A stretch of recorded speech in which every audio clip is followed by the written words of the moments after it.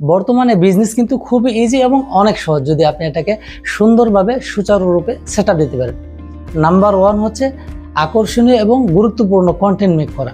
অর্থাৎ একটা কন্টেন্টের মাধ্যমেই আকর্ষণ করে কাস্টমার বা অডিয়েন্সকে আপনি সহজেই আপনার প্ল্যাটফর্মে নিয়ে আসতে পারবেন।